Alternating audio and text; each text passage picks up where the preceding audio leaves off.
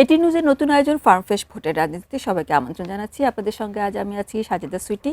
আমাদের আজকের অতিথি কাজী এমাদউদ্দিন জেবেল, তিনি সভাপতি reporters forum for election and democracy. মাঠের সাংবাদিকতা খুব ভালোভাবে করছেন, বিশেষ করে ইসিতে এখন যে ব্যস্ততা সেগুলো আমরা তার মাধ্যমে আমরা জানতে পাচ্ছি, তার পত্রিকার মাধ্যমে। কেমন আছেন কাজী জেবেল ভাই? ভালো আছি, আপনি ভালো আছেন? জি ভালো আছে। কেমন দেখছেন এই যে ভোট আদৌ হবে কি হবে না, এই প্রশ্নটাও কিন্তু কেউ কেউ তুলে দিচ্ছেন। এটা কি আসলে উদ্দেশ্য প্রণোদিত, নাকি আসলে পরিস্থিতি দেখে তাই মনে হচ্ছে যে একটা অনিশ্চয়তা এখনো কিছুটা হলেও রয়ে গেছে? আসলে আমি যেটা মনে করি যে ভোট হবে কি হবে না, এটি আসলে কয়েক ধরনের কর্মকাণ্ডের ভিতরে ফুটে ওঠে। প্রথমত হচ্ছে নির্বাচন কমিশনের কর্মকাণ্ড, দ্বিতীয়ত হচ্ছে সরকারের কর্মকাণ্ড, তৃতীয়ত হচ্ছে আইনশৃঙ্খলা বাহিনীর কর্মকাণ্ড, চতুর্থ হচ্ছে প্রশাসনের কর্মকাণ্ড, সর্বোপরি যেটা হচ্ছে সেটা হচ্ছে রাজনৈতিক দলগুলো যারা মূল স্টেক হোল্ডার তাদের কর্মকাণ্ড। আমরা যেটা দেখতে পাচ্ছি এবার নির্বাচনে, সেটি হচ্ছে যে নির্বাচনী দল এবং জোটগুলো ব্যাপকভাবে ক্যাম্পেইন করতেছে। সকাল থেকে রাত পর্যন্ত তারা ছুটে বেড়াচ্ছেন। দলগুলো প্রধান যারা আছেন তারা ছুটে বেড়াচ্ছেন, প্রার্থীরা ছুটে বেড়াচ্ছেন, কর্মীরা ছুটে বেড়াচ্ছেন। তার মানে হচ্ছে তারা কনফিডেন্ট যে একটা ভোট হবে, নাহলে তারা এত পরিশ্রম করতেন না প্রচারণা কেন্দ্র করে। দ্বিতীয় যে বিষয়টা হচ্ছে সেটা হচ্ছে যে নির্বাচন কমিশনের যে কার্যক্রম, আমরা দেখতে পাচ্ছি নির্বাচন কমিশন নিরলসভাবে তার কাজগুলো করে যাচ্ছে। সেখানে ভুল ত্রুটি থাকতে পারে, সেটা ভিন্ন বিষয়, বাট সে তার চেষ্টাটা করে যাচ্ছে। প্রশাসন আইনশৃঙ্খলা বাহিনীর একই অবস্থা, যে তারা কাজগুলো করে যাচ্ছে। সব মিলিয়ে নির্বাচন হবে না এমন ধরনের সিমটম বা আলামত এটা দেখা যাচ্ছে না, বরং এটা মনে হচ্ছে যে প্রার্থী এবং দলীয় প্রধানরা যে ধরনের পরস্পরকে আক্রমণ করে বা একজনের প্রশ্ন ছুড়ে দিয়ে যে বক্তব্যগুলো দিচ্ছেন, তাতে মনে হচ্ছে যে তারা ভোটারকে আকৃষ্ট করতে, অর্থাৎ নিজের পদে আকৃষ্ট করা অথবা অপোজিটে যিনি আছেন তার থেকে বিমুখ করার যে চেষ্টাটা তারা চালিয়ে যাচ্ছেন, তাতে মনে হচ্ছে যে একটা ভোটের দিকেই যাচ্ছেন। পুরোপুরি আন্তরিকতায় প্রকাশ পাচ্ছে যে আসলে ভোটটা হওয়া উচিত, তারা অন্তত তারা পুরোপুরি নিজেকে সঁপে দিয়েছেন একটা ভালো ভোটের জন্য, লড়াই করে। আচ্ছা, আর এমনিতে দুই দলের যে প্রার্থীদের বিভিন্ন প্রচারণার দিকে তো আপনারা নিশ্চয়ই লক্ষ্য রাখছেন। এই যে ইসি থেকে যে বিভিন্ন নির্দেশনা দেয়া থাকে, সেগুলো কি সবাই পুরোপুরি মানছেন, নাকি প্রতিবারের মতো এবারে আমরা অনিয়ম দেখতে পাচ্ছি অনেক? এবারের প্রচারণার আগের নির্বাচনের প্রচারণা, এই প্রচারণাতে একটা বড় পার্থক্য দেখা যাচ্ছে। প্রথম পার্থক্য যেটা আমি বলছিলাম সেটা হচ্ছে যে প্রার্থী যারা বা তার সমর্থকরা, তারা door to door vote campaign করছেন, এবং তারা এখন তাদের ভিতরে একটা বিষয় কাজ করছে যে নির্বাচনে জিততে হলে ভোটারদের ভোটে জিততে হবে। আমরা যদি একটু পিছনের দিকে যাই, গত তিন নির্বাচনে তো আওয়ামী লীগের বন্ধু বান্ধব, মানে ব্যাপারটা হচ্ছে নিজেদের মধ্যে ভোট ছিল। আমরা পিছনের দিকে যদি যাই, তখন নির্বাচনটা ছিল এরকম যে ভোটারের ভোটের চেয়ে আনুষ্ঠানিকতা বেশি ছিল, ভোটটা হতো মেকানিজম। অর্থাৎ নির্বাচন কমিশন বা রিটার্নিং অফিসার উনি আসলে সিদ্ধান্ত দিয়ে যেতেন অথবা ফলাফল ঘোষণা করতেন, অমুক আসন অমুক জয় অথবা অমুক পরাজিত। এই যে প্রবণতা আমরা দেখেছি, এইবার তার থেকে এখন পর্যন্ত কিছু ডিফারেন্ট সিনারি দেখা যাচ্ছে। এর ফলে যেটা হচ্ছে যে বোঝা যাচ্ছে যে প্রার্থীরা ভোটারদের মন জয় করে, অর্থাৎ ভোট পেয়ে জিততে চান, এই অবস্থার মধ্যে আছে। এবং যেটি বলছিলেন যে আপনার কোড অফ কন্ডাক্টের ভায়োলেশন অথবা আইনশৃঙ্খলা যে ভায়োলেশন, এই ভায়োলেশন না, এটা বলা যাবে না, ভায়োলেশন আছে। এটা হচ্ছে যে মানুষ যখন অনেক বেশি ক্যাম্পেইন করে, তখন কিছু কিছু সময় তারা এক প্রার্থী আরেক প্রার্থীর সমর্থকের সাথে মুখোমুখি হয়ে যায়, এবং তখন আপনার দেখা যাচ্ছে যে কিছু সহিংসতা হচ্ছে। আমরা যেটা দেখলাম যে পর্যন্ত বেশ কয়েকজন মারা গেছেন, সেটা হচ্ছে সহিংসতার কারণে মারা গেছেন।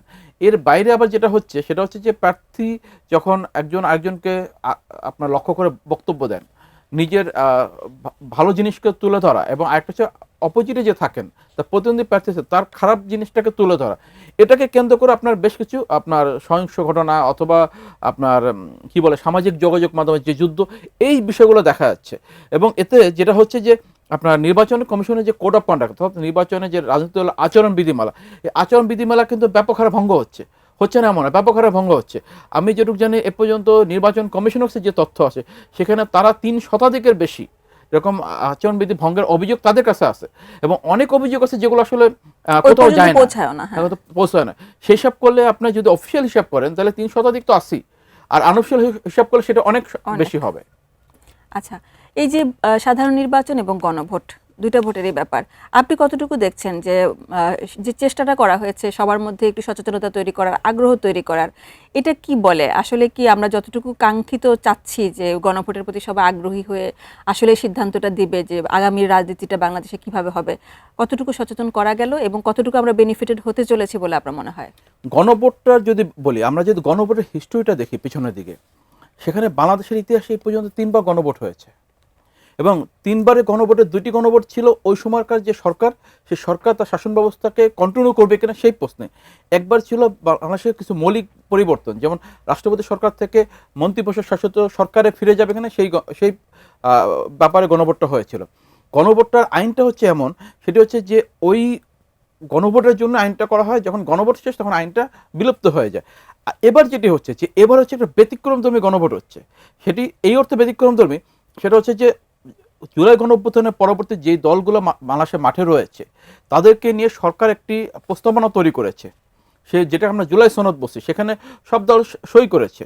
করার পরে একটি পাবলিক ম্যান্ডেটের বিষয় আসছে এবং গণভোটটা যেটা হচ্ছে যে অন্যান্য সময় গণভোট এককভাবে হতো, অর্থাৎ শুধু গণভোটটাই হতো এবং সেখানে ব্যাপক ভোট পড়তো এবং সেটি প্রত্যেকবারই ভোট জয়যুত হয়েছে, অর্থাৎ সরকার যেটা চেয়েছে সেটা জয়যুত হয়েছে।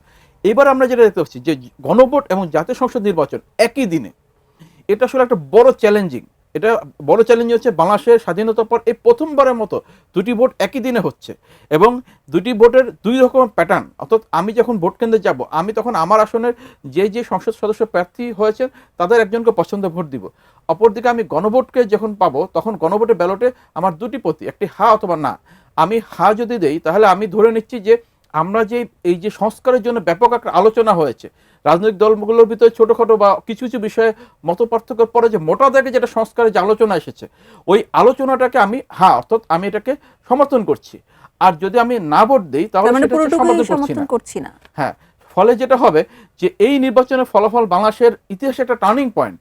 এই অর্থে টার্নিং পয়েন্ট প্রথমত হচ্ছে যে গণভোট যদি জয় হয় তাহলে আমাদের রাষ্ট্র কাঠামোর যে বর্তমান যে বিধিবিধানগুলো রয়েছে সেই বিধিবিধানে অনেকগুলো পরিবর্তন আসতে বাধ্য, কারণ হচ্ছে একটা পাবলিক ম্যান্ডেট চলে আসবে। আর দ্বিতীয় হচ্ছে সেটা হচ্ছে সরকার গঠন।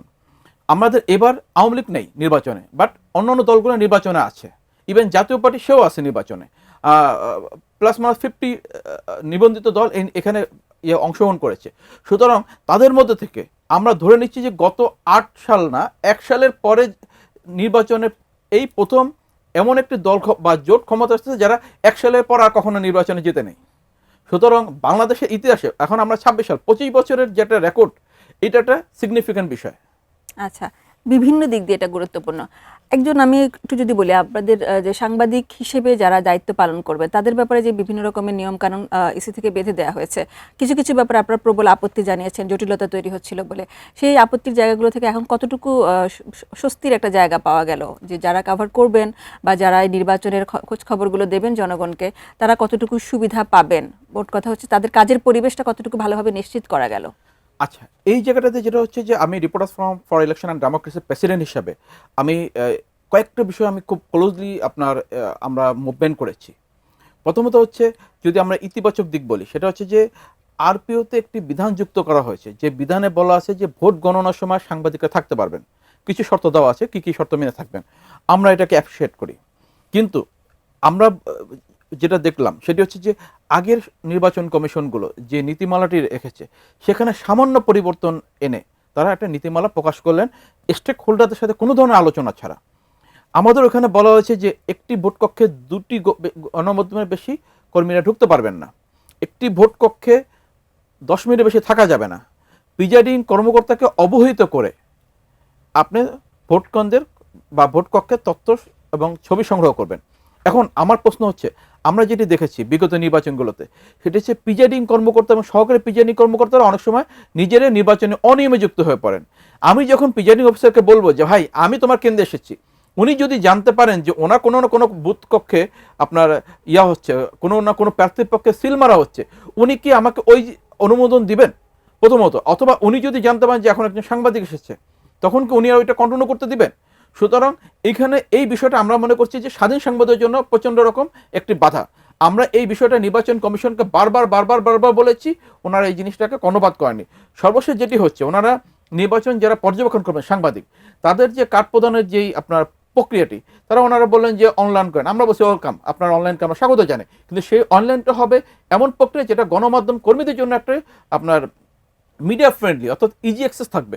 কিন্তু আমরা দেখলাম ওনারা এমন একটা উদ্ভট জিনিস আবিষ্কার করলেন যেটি আমাদের জন্য আপনার স্বস্তিকর তো নাই, বরং আমাদের কাজটাকে অনেকটা অস্বস্তিকর এবং অনেক ক্ষেত্রে অসম্ভব করে তুললেন।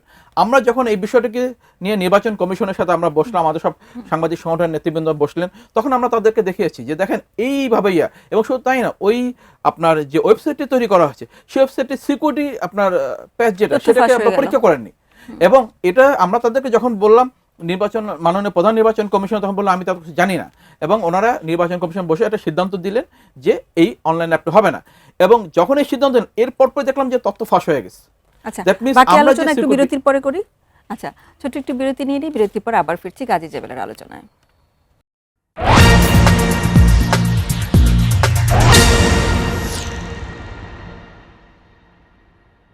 ভোটের রাজনীতি অনুষ্ঠানে আবার আমন্ত্রণ জানাচ্ছি, বিরতির পর ফিরলাম। কাজী জেবেল, যেটি বলছিলেন যে তথ্য ফাঁস হয়ে গেল, তারপরে আপনাদের প্রতিক্রিয়াটা কেমন ছিল, তাদের কাছে কি বলেছেন? আমরা তখন তাদেরকে বললাম যে এরপর আমরা বললাম যে আমাদের প্রচলিত যে পদ্ধতি, সেই পদ্ধতিতে আবার কার্ড প্রদান করা হোক, যেহেতু আপনার যে অনলাইনটি আপনার চালু করেছে সেটি আপনার বাস্তবসম্মত নয় এবং আমাদের জন্য মিডিয়া ফ্রেন্ডলি নয়। এই ব্যাপারগুলো হচ্ছে কি ইসির অভিজ্ঞতার অভাব নাকি আন্তরিকতার অভাব? আন্তরিকতার জায়গাটা তো মনে হয় ঠিক আছে। এটার বিষয় হচ্ছে, আপনাকে যদি আরো মোটা দাগে বলি, এখন নির্বাচন কমিশনের যেসব কর্মকর্তারা রয়েছেন, যারা দায়িত্ব পালন করছেন, তারা বিগত দিনে বিভিন্ন নির্বাচনে দায়িত্ব পালন করেছেন, কিন্তু সংসদ নির্বাচনের মতো একটি অপারেশনাল কাজে তাদের খুব বড় অভিজ্ঞতা আছে এটা আমার মনে হয় না। দ্বিতীয়ত, আমাদের যারা নির্বাচন কমিশনার রয়েছেন, তারাও নির্বাচনে বিভিন্ন পর্যায়ে দায়িত্ব পালন করেছেন, কিন্তু তারা এরকম নির্বাচন পরিচালনার মতো অভিজ্ঞতা তাদের নেই। তৃতীয়ত হচ্ছে যে যখনই নির্বাচন কমিশন যখন গঠন হয়, সাধারণত 2-3টি সিটি কর্পোরেশন নির্বাচন আগে করে, এরপর গিয়ে আপনার সংসদ নির্বাচন হয়। এর ফলে যে আপনার যখন সিটি কর্পোরেশন নির্বাচন হয়, তখন কিছু কিছু আপনার প্রবলেম অ্যারাইজ হয় এবং কিছু কিছু সমস্যা, কিছু সংকট সামনে চলে আসে। তখন তারা ওটাকে মোকাবেলা করতে করতে তারা একটা আপনার সিদ্ধহস্ত হন। কিন্তু এবার যেটা হয়েছে, তারা কোনো ধরনের আপনার ছাড়াই, আপনার ম্যাচ ছাড়া, মানে আপনার কি বলে, আমরা যদি ক্রিকেটের বলি ডাইরেক্ট ফাইনাল ম্যাচে চলে গেছেন, টেস্ট ছাড়াই ফাইনাল ম্যাচে চলে গেছেন। এর ফলে কিছু কিছু কার্যক্রমে কিছু অনভিজ্ঞতার প্রচণ্ড ছাপ দেখা যাচ্ছে। এবং এটা সবচেয়ে বড় সংকট হচ্ছে যে যখন ভোটের দিনে কিন্তু আপনার জাস্ট আপনার ভোট গ্রহণ এবং ফলাফল, এই জায়গাটা যদি কোনো কারণে অনভিজ্ঞতার ছাপ পড়ে, এটা একটা বড় আকার সংকট ধারণ করতে পারে এবং এটা থেকে সহিংসতা পর্যন্ত ছড়াতে পারে, সেই সুযোগ আবার আশঙ্কা দুটাই আছে। এআই এর যুগে এই যে পেশাদার সাংবাদিক যারা আছেন, বা যারা অন্তত খুব ভালো একটি উদ্দেশ্য নিয়ে তারা তাদের পেশাদারিত্ব দেখানোর একটা চেষ্টা করবেন, এআই এর যুগে ব্যাপারটা অনেক বেশি চ্যালেঞ্জিং হয়ে গেল কিনা? কম্পিটিশনটাও তো অনেকটা বেড়ে যায়, এবং আপনি সাধারণ মানুষকে যে বোঝাবেন যে কোনটা সত্য ঘটনা, কোনটা আসলে এআই এর দিয়ে উদ্দেশ্য প্রণোদিত প্রচার রটনা, এইটা কিভাবে ভাগ করা যাবে? এবার এই চ্যালেঞ্জটা মোকাবেলার জন্য আপনার মানে কোনো পরামর্শ পেশাদারদের প্রতি? আচ্ছা, এটার বড় বিষয় হচ্ছে এরকম যে এআই ব্যবহার এখন, এটা হচ্ছে আমরা যেটা বলি যে গ্লোবাল একটা সমস্যা বা সুবিধা দুটোই। নির্বাচন কমিশন এবার যে নির্বাচনের প্রধান আইন, যেটা গণপ্রতিনিধিত্ব আদেশ, সেখানে এআইয়ের ব্যবহারটাকে যুক্ত করেছে। আচরণ বিধিমালা, যেটা আমরা নির্বাচন প্রচারণার সময় সাধারণত ব্যবহার হয়, সেখানে এআইয়ের ব্যবহারটা যুক্ত করা হয়েছে। সেখানে নির্বাচন কমিশন কিছু বিধিবিধান যুক্ত করেছে। সেখানে তারা বলেছে যে আপনি ক্যাম্পেইনের সময় এআই ব্যবহার করতে পারবেন, সেটি শুধুমাত্র একজন প্রার্থী বা দলের তার নিজের ফেভারে ব্যবহার করা যাবে, কিন্তু অন্যকে আঘাত করে, অন্যকে কুৎসা রটিয়ে বা আপনার হ্যাট স্পিচ যেটা বলি, আপনার বিষোদ্গার টাইপের এই ধরনের কোনো কন্টেন্ট ছড়ানো যাবে না। এবং কোন কোন আইডি থেকে আপনি প্রচার করবেন সেটি রিটার্নিং অফিসারকে জমা দিতে হবে। কিন্তু আমরা দেখতে পাচ্ছি হাজার হাজার আপনার আইডি থেকে এই কাজগুলো হচ্ছে। ইভেন আমি এই বিষয়টা নিয়ে কিছু একটা কাজ করছিলাম, তখন আমি দেখলাম যে গভর্নমেন্টের যেসব প্রতিষ্ঠানগুলো খুব ক্লোজলি মনিটরিং করে, তারা তাদের কয়েকজন কর্মকর্তা আমাদেরকে জানালেন যে এটা দেশের বাইরে থেকে অনেক জেনারেট হচ্ছে ভিডিও। এবং মজার বিষয় হচ্ছে যে আপনার একটা বড় বিশাল সংখ্যক ভার্চুয়াল বাহিনী তারা বসে আছে, যে কোনো ঘটনা ঘটছে সাথে সাথে ওই ঘটনার হয় পক্ষে অথবা বিপক্ষে, মানে একটা ন্যারেটিভ তৈরি করা হচ্ছে। অন্তর্জালে বিশাল যে লড়াইটা, এটা আসলে নিয়ন্ত্রণের বাইরে, এটা একটা বিশাল জাল এবং খুব কমই মনিটরিং এর সুযোগ, একদম মনিটরিং সুযোগ নেই এমন না, মনিটরিং সুযোগ আছে, বাট সেটা আসলে ব্যাপ্তিটা এত বড়, সেই ব্যাপ্তি অনুযায়ী আমাদের দেশে যে ফ্যাক্ট চেকিং প্রতিষ্ঠান বলি, সরকারি যে সক্ষমতা বলি, সেটা অনেক কম। এবং আরও একটা বড় বিষয় হচ্ছে যে এআইয়ের যে আপনার আমাদের যে কন্টেন্টগুলো ছড়ানো হচ্ছে, অথবা ধরেন আপনার মিথ্যা কন্টেন্ট যেগুলো ছড়ানো হচ্ছে সামাজিক যোগাযোগ মাধ্যমে, এর বড় অংশ কিন্তু মেটা, অর্থাৎ আপনার ফেসবুক, ইনস্টাগ্রাম, মেটার যে প্রতিষ্ঠানগুলো সেগুলোতে সাধারণত মেটার যে ইন্টারন্যাশনাল যে পলিসি আছে, সেই পলিসি কিন্তু আপনার খুব বেশি যে কুইক রেসপন্স করে এমন না, সে তার বিজনেসটাকে বেশি করে দেখা হয়। আমি যেটুকু জানি বাংলাদেশ গভর্নমেন্ট থেকে আপনার মেটার সাথে রিয়েল টাইম বারবার যোগাযোগের একটা ব্যাপার ছিল, বাংলাদেশ গভর্নমেন্ট থেকে অনেকবার করে কিন্তু এই ব্যাপারে সহযোগিতা চাওয়া হয়েছে, সমর্থন চাওয়া হয়েছে, আবার ইসির সাথেও কিন্তু আলোচনার কথা ছিল। এখন অগ্রগতি কি, কোনো তৎপরতা কি তাদের দেখা যাচ্ছে ইতিবাচক, যেটা আমাদের পক্ষে যায় আসলে ভালো একটা নির্বাচনের জন্য? আমি যেটা জানতে পেরেছি সেটা হচ্ছে মেটার সাথে গভর্নমেন্ট বা ইলেকশন কমিশনের লেভেলে কিছু মানে কমিশনের অফিসারদের লেভেলে কিছু যোগাযোগ হয়েছে, এবং ওরা আসলে ভায়োলেন্সের জায়গা থেকে কিছু রেসপন্স করেছে। একটু বেশি বলে রাখি আপনাকে, সেটা হচ্ছে যে ধরেন একটা ভায়োলেন্স কন্টেন্ট যেটার মাধ্যমে একটা সহিংসতা হতে পারে বা উস্কানিমূলক কন্টেন্ট, এটা আসলে সরাতে গেলে, রিপোর্ট করে সরাতে গেলে আপনার প্রায় 24 ঘন্টার মতো সময় লাগে। কিন্তু দেখা যাচ্ছে যে আমাদের দেশে একটা কন্টেন্টকে আপনার কেন্দ্র করে ঘন্টার ভিতরে সহিংসতা হচ্ছে এবং মানে ইনজুর্ড হচ্ছে, আপনার 24 ঘন্টার মধ্যে মামলা হয়ে যাচ্ছে। শঙ্কার ব্যাপার। সুতরাং এই জায়গাটা কুইক রেসপন্সের জায়গাটা, এই জায়গায় এখনো ঘাটতি আছে। এবং প্রার্থীরা যেটা হচ্ছে যে তারা আপনার প্রচারণায় প্রচুর এআইয়ের ব্যবহার করছেন, এর ফলে দেখা যাচ্ছে যে আপনার কোনো কোনো ক্ষেত্রে আপনার এআইয়ের যেই ইতিবাচক দিক আছে সেটা হচ্ছে নেতিবাচক দিকগুলো অনেক বেশি হচ্ছে। এবং একটা আশার আলো আছে, সেটা হচ্ছে যে মানুষ কিন্তু এখন ফেসবুকে দেখলে সবাই কুইক বিশ্বাস করে না। এটা একটা ভালো দিক যে সাধারণ মানুষের ভিতরে এই কিছুটা অ্যাওয়ারনেস তৈরি হয়েছে যে দেখলেই সাথে সাথে ওটার উপর ঝাঁপায় পড়ে। এটা খুব মানে এটার মানে মাত্রাটা খুব তীব্র না। আমরা একটা জিনিস দেখতে পাচ্ছি যে তারা এটা দেখার পরে আপনার অনলাইন গণমাধ্যমগুলোতে ঢুকছে এবং তারা ওইখানে দেখার চেষ্টা করছে আসলে এগুলো আছে কিনা। এই যে একটা প্র্যাকটিস, এটা দেখা যাচ্ছে। আচ্ছা, আমার শেষ প্রশ্ন, এই যে নির্বাচনী প্রচার প্রচারণা দেখছেন, মাসখানেকের বেশি তারেক রহমান দেশে আছেন, বিএনপির প্রধান হিসেবে তিনি দায়িত্বে আছেন এবং দেশব্যাপী তিনি তার প্রচারণাগুলো চালাচ্ছেন। তার স্বাভাবিকভাবে তার প্রতি মানুষের কৌতূহল এবং জনপ্রিয়তা আছে। এদিকে আবার জামায়াতের আমিরও কিন্তু বেশ তাল মেলানোর চেষ্টা করছেন। এই যে তাদের যে শক্ত প্রতিদ্বন্দ্বী দুটি পক্ষ, তাদের যে প্রচার প্রচারণা, এগুলো দেখে আপনার কাছে কি মনে হচ্ছে যে ভোটের মাঠে আপনার দীর্ঘদিনের অভিজ্ঞতা থেকে একজন নিরপেক্ষ সাংবাদিক হিসেবে যদি বলেন, মানে কে এগিয়ে আছে বা জনপ্রিয়তার পাল্লার কার দিকে এখন একটু ভারী মনে হচ্ছে আপাতত, যদিও একদম শেষ হাসিটা কে হাসবে সেটা নির্বাচনের পরেই জানা যাবে? আসলে এটা মোটা দাগে কমেন্ট করা খুব কঠিন। তবে আমি যে শুরুতে যে কথাটা বলছিলাম যে মানুষ এখন মনে করে যে আমার ভোটে জনপ্রতিনিধি হবে, প্রার্থীরা মনে করেন যে ভোটারদের ভোটের মাধ্যমে আমাকে জিততে হবে, আমাকে এখন ডিসি সাহেব আমাকে জিতায় দিবে না, নির্বাচন কমিশন জিতায় দিবে না, এই যে একটা কনফিডেন্স গ্রো করছে, এটা হচ্ছে যে আসলে জুলাই অভ্যুত্থানের ফসল। জনগণের ক্ষমতার পুনরুদ্ধারের একটা সুফল আমরা পাচ্ছি। আপনি যেটা বলছিলেন যে মানুষ। বিএনপি চেয়ারম্যান জনাব তারেক রহমান, উনি কিন্তু রাত দিন পরিশ্রম করছেন, বিভিন্ন জেলা বক্তব্য রাখছেন এবং সমসাময়িক বিষয়গুলোতে কথা বলছেন। যে জেলা যাচ্ছেন ওই জেলার আঞ্চলিক ভাষায় কথা বলছেন, অর্থাৎ মানুষকে আকৃষ্ট করার চেষ্টা করছেন, সেখানকার সমস্যা নিয়ে কথা বলছেন। একইভাবে জামাতের আমির, উনিও কিন্তু প্রতিদিন সফর করছেন এবং প্রতিদিন তার মিটিং মিছিল করছেন বা সমাবেশ করছেন, এবং উনিও কিন্তু আপনার প্রতিটার কাউন্টার বক্তব্য দিচ্ছেন। এতে যেটা হচ্ছে যে ওই যে আপনার মানে মানুষকে আপনার আকৃষ্ট করার যে চেষ্টাটা, সেই চেষ্টাটা সব দুটো দল বা জোটের ভিতরেই দেখা যাচ্ছে।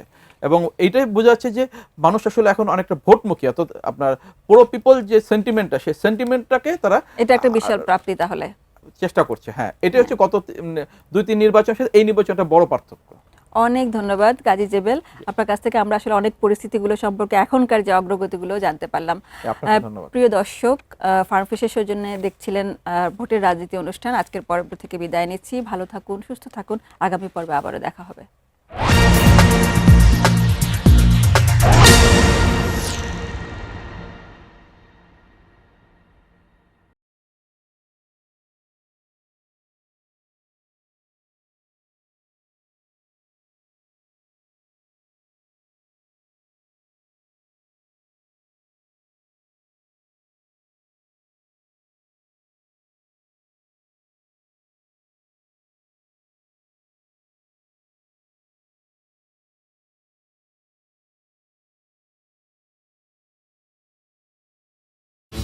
আমার কাছে এটাই বেস্ট, কারণ ফার্ম ফ্রেশ খাওয়া যায় যখন খুশি।